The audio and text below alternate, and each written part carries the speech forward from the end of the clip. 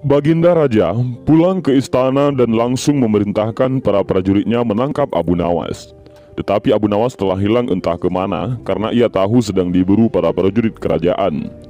Dan setelah ia tahu para prajurit kerajaan sudah meninggalkan rumahnya, Abu Nawas baru berani pulang ke rumah. "Suamiku, para prajurit kerajaan tadi pagi mencarimu." "Ya istriku, ini urusan gawat. Aku baru saja menjual Sultan Harun Ar-Rasyid menjadi budak." "Apa? Raja aku jadikan budak. Kenapa kau lakukan itu wahai suamiku?" "Supaya dia tahu di negerinya ini ada praktek jual beli budak, dan jadi budak itu sengsara." "Sebenarnya maksudmu baik, tapi Baginda pasti marah. Buktinya para prajurit diperintahkan untuk menangkapmu." "Menurutmu apa yang akan dilakukan Sultan Harun Ar-Rasyid kepadaku?" "Pasti kau akan dihukum berat." "Gawat, aku akan mengarahkan ilmu yang kusimpan." Abu Nawas masuk ke dalam. Ia mengambil air wudhu lalu mendirikan sholat 2 rakaat. Lalu berpesan kepada istrinya apa yang harus dikatakan bila Baginda datang. Tidak berapa lama kemudian, tetangga Abu Nawas geger karena istri Abu Nawas menjerit-jerit. "Ada apa?" tanya tetangga Abu Nawas sambil tergopoh-gopoh. "Suamiku mati."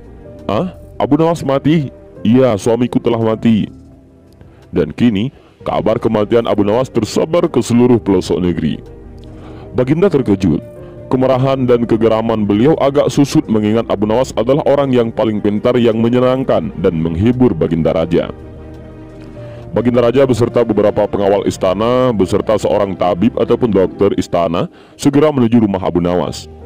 Tabib segera memeriksa Abu Nawas. Sesaat kemudian ia memberi laporan kepada Baginda bahwa Abu Nawas memang telah mati beberapa jam yang lalu. Setelah melihat sendiri tubuh Abu Nawas terbujur kaku tak berdaya, Baginda Raja merasa terharu dan meneteskan air mata. Beliau bertanya kepada istri Abu Nawas, "Adakah pesan terakhir Abu Nawas untukku?" "Ada, Paduka yang mulia," kata istri Abu Nawas sambil menangis. "Katakanlah," kata Baginda Raja. "Suami hamba, Abu Nawas, memohon sudilah kiranya Baginda Raja mengampuni semua kesalahannya dunia dan akhirat di depan rakyat," kata istri Abu Nawas terbata-bata. "Baiklah kalau itu permintaan Abu Nawas," kata Baginda Raja menyanggupinya. Jenazah Abu Nawas diusung di atas kerenda. Kemudian Baginda Raja mengumpulkan rakyatnya di tanah lapang. Beliau berkata, "Wahai rakyatku, dengarkanlah bahwa hari ini aku, Sultan Harun Ar-Rasyid, telah memaafkan segala kesalahan Abu Nawas yang telah diperbuat terhadap diriku dari dunia hingga akhirat, dan kalianlah sebagai saksinya." Tiba-tiba dari dalam kerenda yang terbungkus kain hijau terdengar suara keras, "Syukur, syukur." Seketika pengusung jenazah ketakutan, apalagi melihat Abu Nawas bangkit berdiri seperti mayat hidup.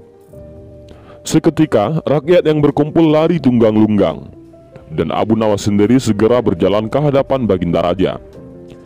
Pakaiannya yang putih-putih bikin Baginda kedar juga. Kau sebenarnya mayat hidup atau memang kau hidup lagi?"